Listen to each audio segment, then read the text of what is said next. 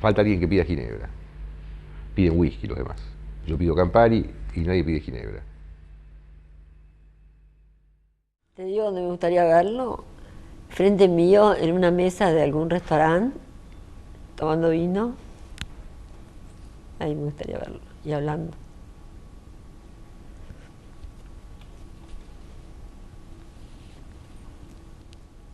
Tomando whisky. Que no me lo puedo imaginar muerto, Miguel. Tampoco es que sea tan fantasioso como para creer que me lo puedo encontrar, pero digo, no, en mi memoria no está muerto. Eso es.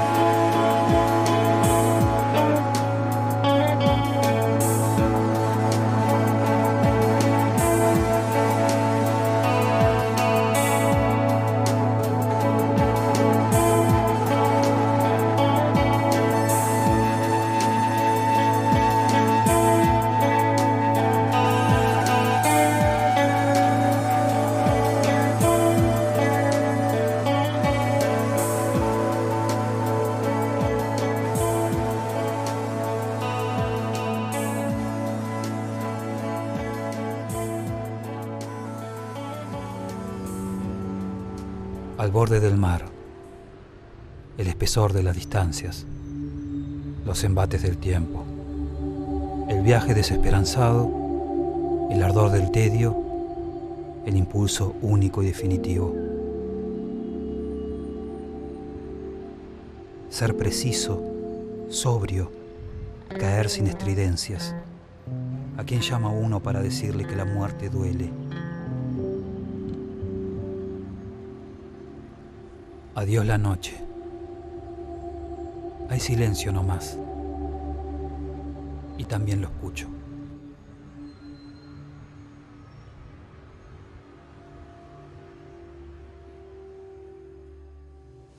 Creo yo muchas búsquedas en él. Y creo que había una especie de descontento consigo mismo. Creo que era un poco demasiado autocrítico, y esa autocrítica se demostraba en ciertas tristezas, en ciertos momentos de tristeza, y en ciertos momentos donde trataba de conformarse con la bebida. Miguel era un tipo bastante agresivo, bastante beligerante, pero era también un tipo encantador y leal y prodigiosamente seguidor de sus afectos literarios, ¿no? Que eran fundamentalmente Borges y Bioy Casares, a quienes hizo algunas de las entrevistas más lindas que yo he leído. Desarrolló curiosamente una paralela versación en literatura que la demostró en sus libros, que no fueron muchos pero fueron todos igualmente buenos, sino también en la plástica. Es uno de los pocos escritores que tuvo una relación importante con los artistas plásticos de la época y que después tuvo algún poder en materia estética cuando fue director del Centro Cultural Recoleta, cosa que era muy raro en el marco del gobierno que lo designó. Era raro que lo hubieran designado y era raro que lo hubiera aceptado, pero lo hizo bien y con criterios autónomos y originales, cosa que es de opinión común de la gente ligada a la plástica. Por eso cuando yo recuerdo a Miguel, lo recuerdo con gran aprecio, gente que no tenía miedo de soñar y que iba al frente con cualquier idea, que se tiraba al abismo. Muchos años después, en Arizona, conocí a un cacique, todavía Pieles Rojas, que me contaba que los viejos Sioux le decían a los jóvenes Sioux: los caminos de la vida los pondrán inevitablemente frente a un abismo, salten y comprobarán que no era tan grande como parecía. En este lugar a mí me enseñaron a saltar sin ningún miedo. Estábamos muy emparentados en la máscara, ¿viste? Nosotros veíamos cómo transpiraba la máscara, como transpiraba atrás, como mirábamos la máscara. Y eso está como en piel viva, ¿viste? Todo. Y Miguel se puede decir que era una persona que no tenía piel. Podía decir eso, de otras cosas. Miguel era un tipo muy parco. En general tenía más, para mí, si yo busco una imagen de Miguel, pienso más en un manager de boxeo, digamos, que en un escritor, ¿no? Es de esos tipos que era lindo ver, con los que era lindo encontrarse de vez en cuando. A mí me ponía contenta encontrarme. Me acuerdo una vez estábamos en una de las marchas de la resistencia, de las madres, y encontrarnos ahí, encontrarnos en distintos lugares donde coincidíamos, era lindo, sí. De esos tipos que uno siente que no, sí, tengo presente su cara, sus expresiones, sí, totalmente. Hay ciertos tipos que faltan, ¿no?, cuando no están. Otros, bueno, de otros quedan, los libros de Miguel también quedan sus libros, pero hay presencias que...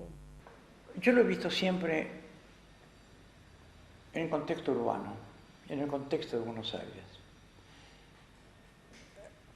Pero cuando lo leo, él se traslada hacia otros lados y me traslada a mí con él. Ergo, me es muy difícil decir esto, porque a él en persona lo veo en Buenos Aires. A él como escritor lo veo en General Belgrano, lo veo en el contexto de la provincia de Buenos Aires, sobre todo. Y entonces, hoy pienso que somos como partes de un espejo quebrado que conforman de algún modo este universo en el que estamos todavía juntos. En la memoria hay alguien que de algún modo siento que merodea en alguna dimensión que no es la realidad, pero que también existe. Palabras que uno siente que cuando caen sobre el papel quedan a pelo y contrapelo, y podés ir y venir por el texto que te corren escalofríos a la ida y a la vuelta. Hay una mirada de este mundo llano, ¿no? La llanura, la pampa, el cielo, así lo veo, ¿no? Como si fueran dos llanuras, una encima de la otra, y en el medio pasan cosas, y las cosas que pasan son los hombres que forman parte del paisaje en realidad, ¿no? Y ahí están todos mirando el fuego y contando las historias que aparentemente el fuego les cuenta a ellos, que es la excusa que tienen para monologar y tomar ginebra, y de pronto llega un tipo que nadie conoce y lo miran desde, el tipo se acoda en la barra, no se acerca al fuego, y lo miran desde lejos y le dice: ¿usted, don, qué anda buscando? Y el tipo dice: me dijeron que acá se cuentan historias y que uno, cuando uno viene y cuenta historias, se la escucha. Entonces lo dejan parado en la barra hasta que se quedan sin conversación los muchachos mirando el fuego, y le dicen: a ver, cuente. Y el tipo se acerca de la barra y dice: que yo sueño todas las noches que tengo una víbora adentro que me está comiendo, y lo que yo quiero saber es si cuando yo muera la víbora vivirá. Y que en realidad es una metáfora. Uno tiene algo que le devora las tripas, que lo devora por dentro, hasta que encuentra un lugar en donde puede contar la historia, hasta que puede sacarse la historia de adentro. Y lo único que quiere es saber, cuando uno muera, si lo que escribe vivirá. Bueno, la obra de Miguel Briante es breve, pero muy intensa. Además tiene la característica de ser una obra que comienza con una rara perfección, a una edad en que, en general, todos estamos aprendiendo a escribir. Y eso está en su literatura, pero su literatura, te vuelvo a repetir, no es comparable con la de nadie. Primero porque es no es vasta, la literatura es muy corta, tiene muchas notas periodísticas muy interesantes, hechas en Página, hechas en El Porteño, algunas inclusive hechas en Confirmado. Pero no hay mucho trabajo como para compararlo en términos de cantidad con escritores como Borges o Lynch. Lo que sí es, yo creo que la capacidad narrativa de Miguel es seguramente sí comparable con los mejores. La economía de medios con la que él narraba. Miguel era un narrador de raza, un tipo que escribía excepcionalmente. Y otra característica, bueno, es esta, que toda su ficción gira en torno al mismo escenario, el pueblo de General Belgrano y los ambientes que se relacionan con este pueblo. Tenía también un perfume, un aroma muy presente de Rulfo en sus denuncias, algo de José María Arguedas también destellaba en su simple prosa, accesible prosa, pero con requiebres y resonancias inesperadas. Él pudo conciliar algo casi imposible, casi de una utopía feroz, mundos dispares como el de la arte plástica, el de la literatura y el de la propia vida, que era un arte mayor para nosotros.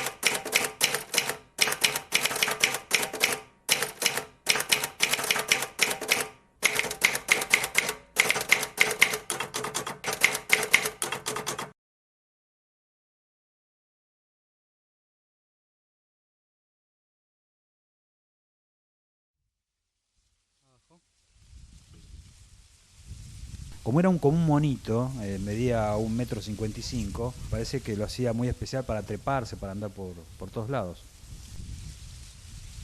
Y bueno, y Miguel lo toma como un arquetipo cuando 30 años después escribe el libro, King Kong, y empieza a recordar a este personaje, ¿no? En algún sentido, el Facundo de Sarmiento o el Martín Fierro de Hernández, ¿no? Que bueno, Hernández es un escritor muy caro para Miguel. Bueno, cuenta la leyenda que cruza nado el Río de la Plata y aparece acá en las costas de la Pampa húmeda y va a parar a Rancho, se queda toda por esta zona de Brance, en General Belgrano. Era un malandra, un personaje muy singular. Lo meten preso, está en la cárcel y bueno, lo ascienden de preso, digamos, y lo hacen cabo, lo hacen policía. Así que le dan las jinetas, un caballo. King Kong fue como un fantasma, ¿no? Que nos acompañó durante todo el recorrido en Belgrano. Esa casa, ¿no? Destrozada por el viento. esa casa, esos pedazos, ¿no?, que quedaron de casa. Algo se olía de él en el aire en Belgrano.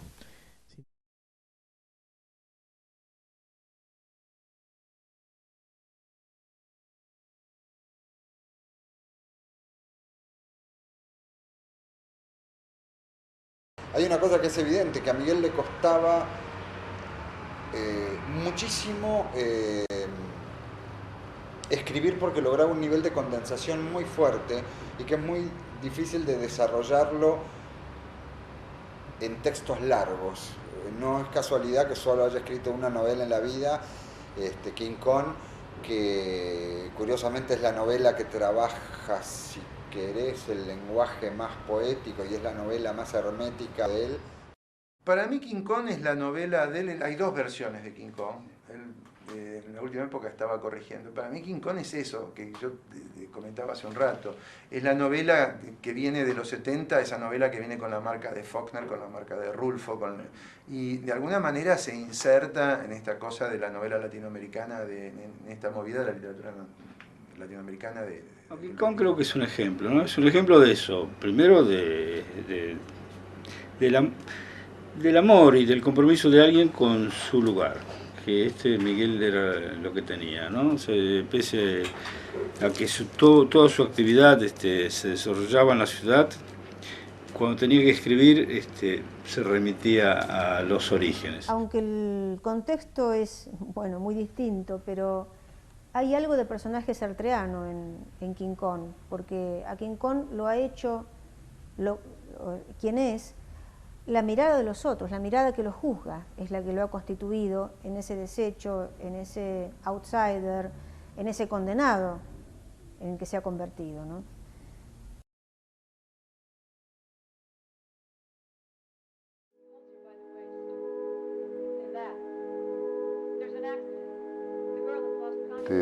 Miguel aparece en el taller como alumno mío, a estudiar dibujo, quería pintar, quería dibujar, quería entender, de alguna manera era como el comienzo de lo que vislumbraba que podía ser una apertura en su campo de acción en el periodismo, que era la plástica. Un poco en joda, un poco en serio, vio que había algo, que no había como una crítica seria en ese momento. Quizás la había, pero eran demasiado serios o chantas a lo mejor. Entonces Miguel vio ahí un filón que vio una beta, vio algo que estaba como el material en bruto y que podía meterse.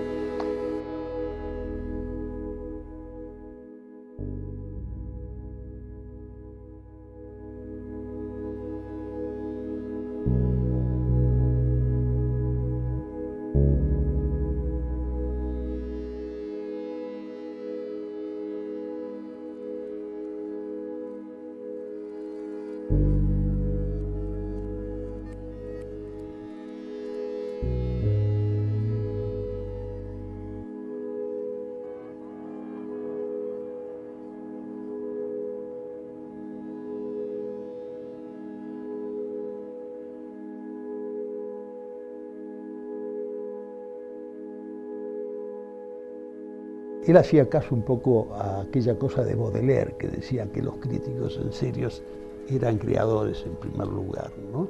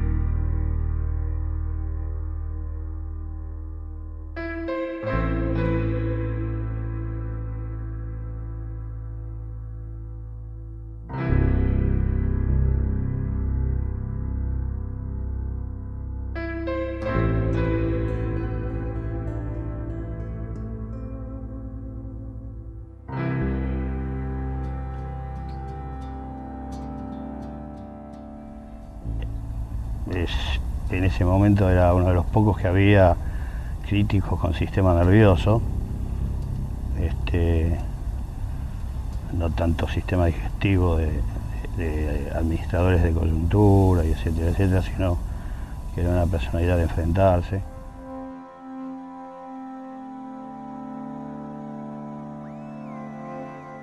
Él perteneció a esa secta, yo diría, mínima de críticos que le sirven a un pintor o a alguien que hace cine o que hace literatura o que hace música, que son los que ayudan a visualizar lo que ya ha hecho el artista. Él me ayudó mucho a mí, como otros, muy pocos.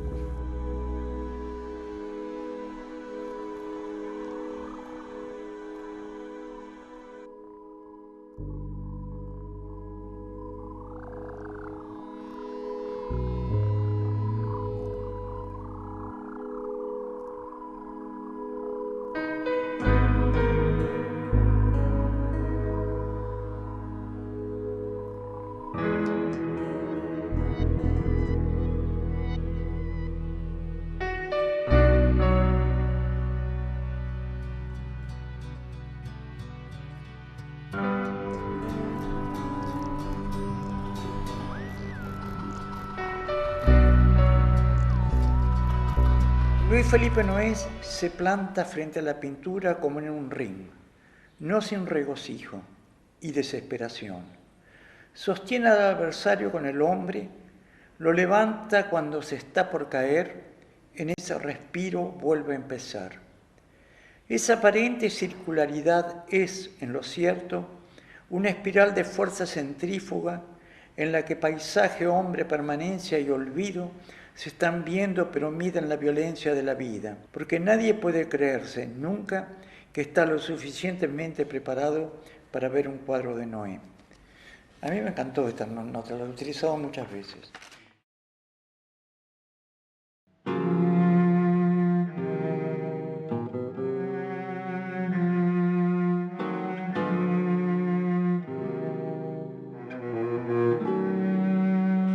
Lo curioso de Miguel es que tenía tan buen ojo para lo rural como para lo urbano, pero lo urbano lo pintó en sus notas periodísticas. En las crónicas en particular, Miguel ha descrito desde reuniones de alcohólicos anónimos chetos en iglesias paquetas de Barrio Norte, hasta conversaciones de los tipos que laburan en camiones de basura cuando terminan el turno. Y entendía el código de las viejas borrachas de clase alta y el código de los muchachos que juntaban la basura, lo entendía igual.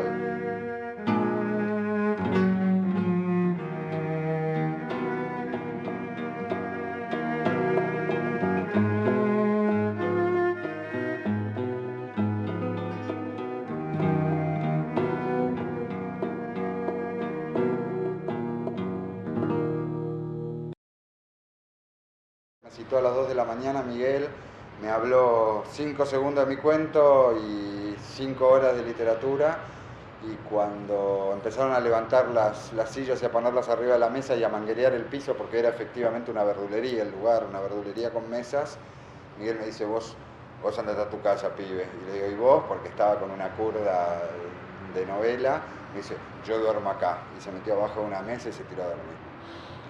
Ese era Miguel. Un tipo que te podía hablar 5 horas de literatura y después se quedaba durmiendo abajo de una mesa.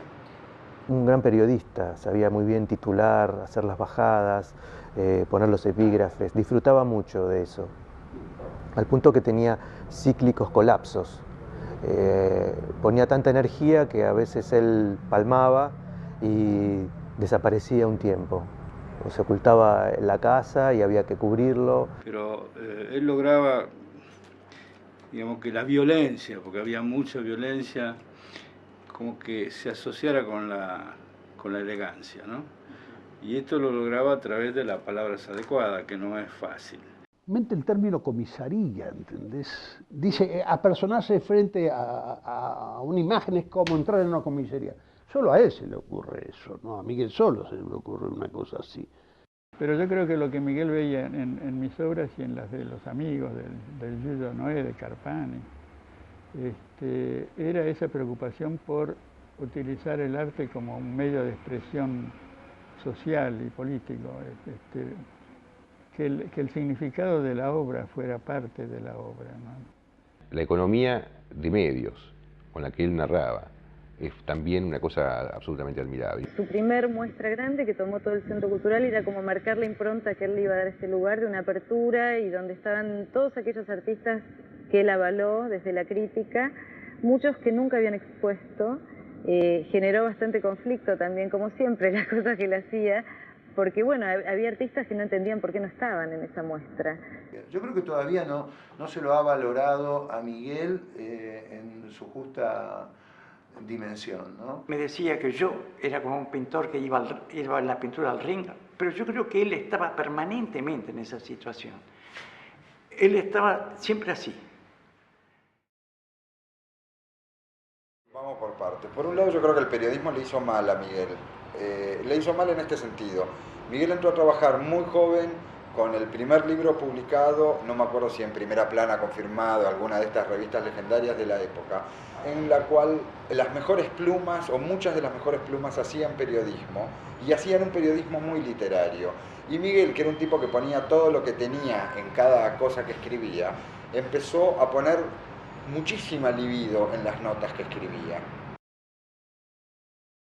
A mi padre, a quien, como aquel personaje de Thomas Wolfe, le parecía que solo él debía morir, que debía destrozar su propio corazón y triturar sus huesos, quedar vencido, ebrio, magullado y sin conocimiento, hacer zozobrar su razón, perder su cordura, destruir su talento y morir como un perro rabioso aullando en la inmensidad.